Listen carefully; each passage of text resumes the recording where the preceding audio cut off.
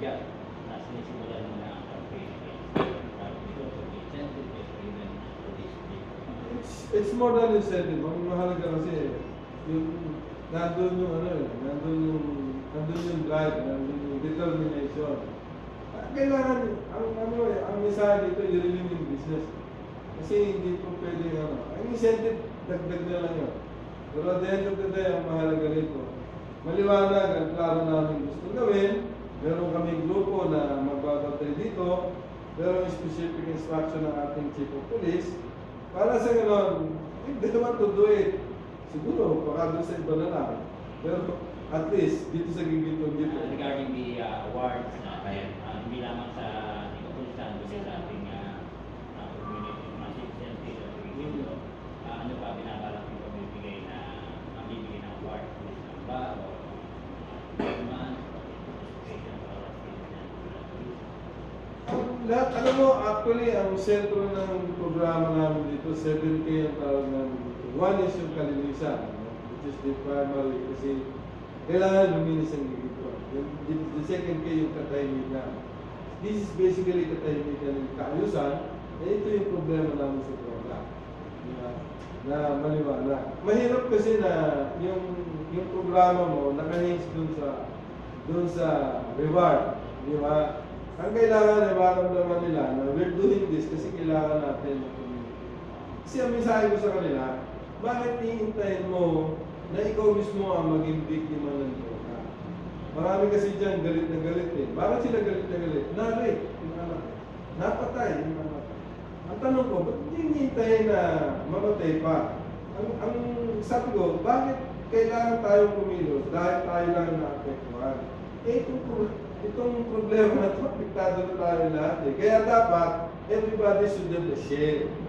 Not because you are affected o ikaw ay biktima, but more than anything else, ang pinakamagandang problema rito, nandito ang ating mga kababayan, the community, the police, and the government, working in unison, united, in campaign, of course, dito sa criminality. And of course, yung drug problem is one of them.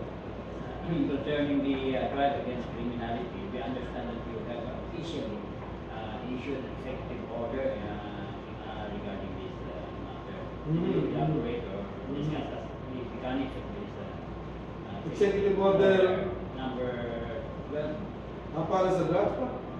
Task force. Yung task force. So, pin-rate namin yun specifically para to handle the drug. Pero talaga ang concentration nun is more on drugs. The other forms of criminality, I think, nandiyan naman ang ating chief of police, nandiyan ang ating chief of police, and can handle, can assure, na talagang it's peaceful to stay here in the community.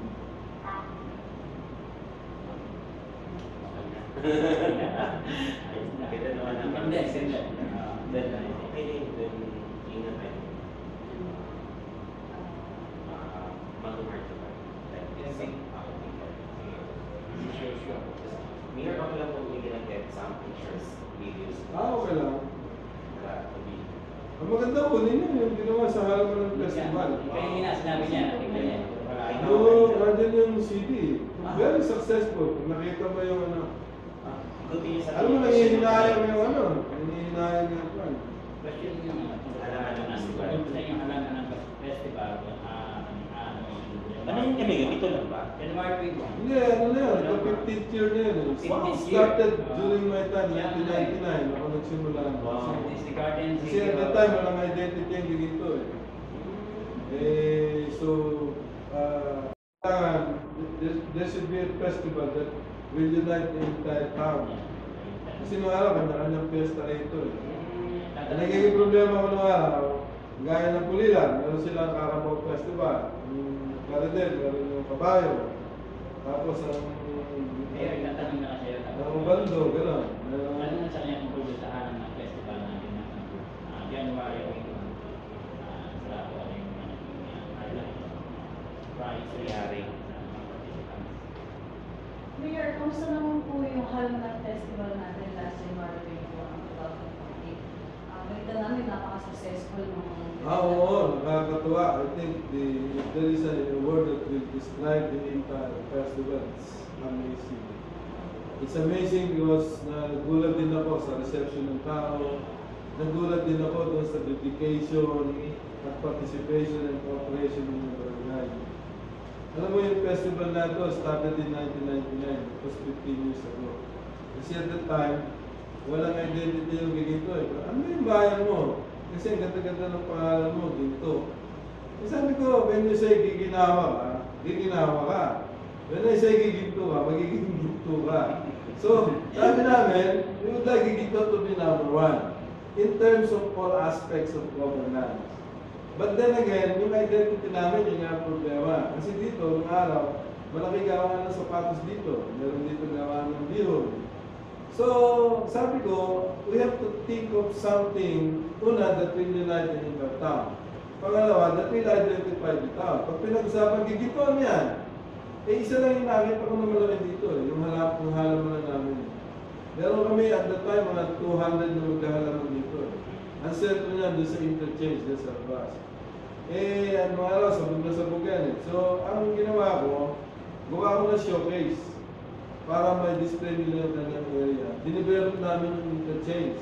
Maraming tapunan ng patayin eh. Talagang walang Nung ayusin namin yun, binitin ko maghahalaman. Sabi ko, magkakaroon tayo ng festival. Because what you would like to approximate, yung flower festival ng Baguio. Yung panagbenga nila. So, hindi panagbenga, meron kaming halaman dito. So, meron kaming mga plot dito. Talagang pinag-uusapan yun, yung festival na yun. Dahil na-feature nga yung halaman, pagkatapos nasama na kami sa kalendaryo ng tourism sa national because of that festival. At ngayon, pag sinabing halaman, even nung araw, si BF, pagka kailangan ng halaman, pupunta rito, may dalang-dalawang kontakpalan. Dala-dala, 1 million pesos. O, namili siya dito ng halaman. So, every year yun, ginagawa. Ngayon, this time, nung bumalik ako as mayor, gusto namin para matandaan ng tao. Ginawa, dati kasi mga schools na nagpa-participate sa amin. Ngayon, ginawa ako barangay. Pagkatapos, isinama ko yung santo ng bawat barangay, yung patron. So, yung ang nangyari ngayon, kaya naging very successful, nandito yung school, nandito yung community, nandito yung church. Pagkatapos, palibasa to, puro mga bagong barangay captain, they actually competed with each other. So, lahat nagpagandahan. It's really beyond expectation.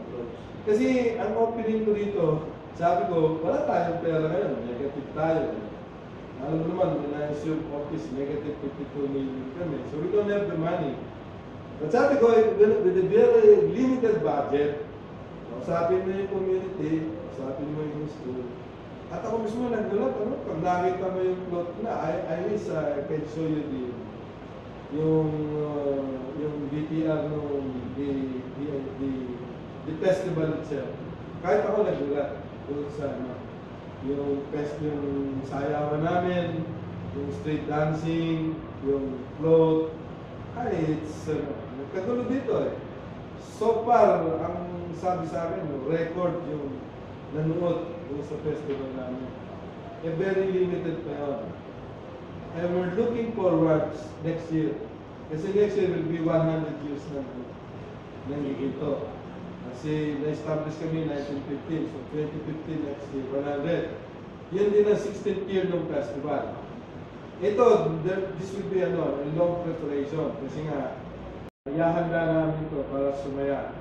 Alam mo, yung mga kailangan ng tao, pag masigla ang tao, masaya tao, nagkakaisa yung mga tao, mas masaya. At maganda yun para sa investor. Ang mahalaga kasi pag-usapan ka eh. Pag-usapan dito lang, kundi pag-usapan doon sa buong mundo para yung prospective investor ma-invite mo dito. This is what we're doing. Okay. Thanks, bro. Makuha niyo yung clip mo dyan, maganda. Sige na. Nandiyan- shots. Ha? Upa po kami dyan. Meron dyan makukuha ninyo, I think, kompleto. Kasi pati yung street dancing competition namin. Meron din. Picture natin. Tama, worldwide web tayo. Ano naman po, mga international view. Yan, pagka nakita makita niyo yung ano, yung maganda. Picture natin. Ako mismo nagulat eh. Yung plot, kanya-kanya. Kanya-kanya sila naman. Ang tawag pala, hindi nila, baka. Di ba? Ang malis eh. Yung malis yung plot nila. Bahay kubo. Yung first prize, ano? Bahay kubo. Alam mo, may mga manok na buhay doon sa ano, Ano yung nanginginig sa expect gilid. natin next year? Malaki yun. Malaki na. We will have document That will be the big one because of that time probably baka ano, may pera na kami. And we will give us the honor to document this. I think sinasabi, hindi na yung channel to kasi channel 7 ang host na. Wala, ba't naman din kami yung bila? Kasi nakita nila yung footages na ginawa ng 7 at saka ng 4. Yung 4, ano I think this coming Saturday, yung part 1 and part 2 yung ginawa nila. Yung lang part 1, maganda na. So, i-pull out natin yung mamaya yung... Yung channel 4 ang maganda. Kasi mas mahaba yung coverage eh. Yung, Kasi meron silang... unang hearing kasi yung sa ano eh. Ang ginawa. Kasi bukod dito, meron kami competition doon. Dahil, alam mo yung mga halaman na nagkakalaga ng 500,000. Nandito. Doon, naka-display yun doon. Pagka festival, nilalabas lahat yun. Yung figure nila, yung horse, yung mga pilong, meron sila noon. Pagkatapos, meron silang bonsai. Pagkatapos, meron sila yung garden disc competition. Kompleto yun. Pagkatapos, meron sila doon landscape competition. Yung mga pangit na area, kung makikita mo yung before, nung interchange dyan, hindi pinadevelop kayo sa kanila. I think, ang premium lang doon, 30,000, 2010. About 60,000. Yung isang nag-participate, tingnan niyo yung kanto. May dali natin pa. 100,000 ang ginastos. Eh dati yun eh, nung abutan ko yun eh. Nagtitindahan ng kung ano-ano. Natanggal lang nila. Yung kanto lang, papas naman malolos. Mapapasin mo doon, maganda. Oo, biglang. Siguro ang 16 yung participant. On the average, baka gumasa 50 yun. Hindi mga 800,000. Okay na rin, mas maganda kung picture natin dito. Lagi natin yan yung para sa investors na sila. Hindi pati yung ano, yung mismo interchange na yun. Binigyan ko sila ng pesto doon. Para yun ang showcase nila. Kasi dati, nang hinahaya ko musik na gaso sa float. Mahal-mahal eh. After the float, Wala na po. tanggalin, di ba? Masabi ko, upload natin yan. Dalawa na lang, upload. Upload ninyo, dito nyo nilagay. Pagandahin ninyo yung lugar ninyo. Yeah. Para pag-ikot ng mga namamimili, makikita yung mga garbage na po. Eh, mga after 5 years, hindi na ako na po, wala na. Ngayon, natutuwa na naman yung mga garbage. Hindi, kasi ang plano namin dito eh. Dito sa ano, ito giginto eh. Pag titignan mo, ito giginto. Yan. Yan ang giginto. Ha? Kung makikita mo yung giginto, ito yung expressway. Ito yung papunta ng Tabang. Ito yung papunta ng Centralita. Diba? So we have ito yung Maharlika Highway. Yan. Tapos meron pa kami release ng train dito. So pag titignan mo, yung portion na to, from here pa to, 20% lang yan. The rest yung 80% nandyan. Ang only access ng mga ano na yan, ito lang. Yung kalsada from here, mula dito sa Macardo, papunta rito. Kaya nung mag-mayor ako, ang una kong ginawa, pinuksan ko ito. Kumuha ko ng approval sa Toll Regulatory Board. Sabi sa akin ng DRB, may pera ka ba, Mayor? Ikaw, meron, kaya ko na. Ikaw ang gagastos na. Oo, bakit? Approval ninyo. Nobody believe na mapapa-approve ko to. Even si Josie, hindi naniniwala ng time. Meron, marami na nagsubok na. Dati ko bubuksan ko to. Nung makakuha ko ng approval, miniting ko lahat yung negosyante rito. Sabi ko, pag binuksan ko to, lalaki kayo. Pag binuksan ko to, mabubuksan ng gigito. Mamahalan ng lupa rito. Bigay kayo pera. Nakakuha ko ng 5.5 million from the business. Tapos kumuha ko kay Josie ng 2 milyon. 1 milyon kay Pancho. Ang madaling sabi, nakakuha ko na ano dito ng ng 11 million. Ito to. Ngayon ang usapan namin dito, temporary. Pag natapos yung development ng NLEX, sasarado. Sabi niya, are you willing to sign? Yes, sabi ko. Pirma ngayon ako. Nung isarado to, ang ginawa ko ngayon, isarado ko yung expressway. So, nagpunta rito mga DOTC, lahat. Sabi sa akin, meron, order sa'yo, arrestuin ka. Sabi ko, ano arrestuin? Kailangan ko lang 30 minutes. Nandiyan ang bulldozer ko, bulldozer ko yan, nasarado ko, nandiyan ang aking 2,000 senior citizen. Pagkasarado namin yan, 30 minutes, alis na kami. Tapos na. Siyempre, nandun ang channel 2, channel 7. Nung malaman ng DOTC na hindi ako papayag, pinatago ko sa Malacanang. Sabi niya, Mayor, bibigyan kita ng bagong daan. Tumigil ka lang. Ito ngayon yung binigyan na daan. Ito ngayon yung bypass. Ito ngayon. So, yung kasada na to, will bypass this everything. Mababypass din ang Cardel. Mababypass din ang Baliwag. Kasi ang dulo nito, pupuntang Bustos. Pagdating sa Bustos, naragay ka ng tulay, punta sa Rafael. Eh, di pre, ang maganda rito, lahat ng tinamaan na to, eh, dati bukid yan eh. Ngayon, nagkaroon ng kalsada. Eh, hindi naman ako papayag dito na walang service road. Kakagulo ko ulit. Sa ngayon, wala namang mali, wala namang bago. Pero gawa na. Kaya dito, nandito kayo ng development area. Yung green na to, Mayor, ano naman po yung mensahe natin sa mga mamamayan natin dito sa Gigito? I think sa mamamayan sa Gigito. Salamat una sa ICTV for giving me this opportunity. Pero ang mensahe namin sa buong mundo.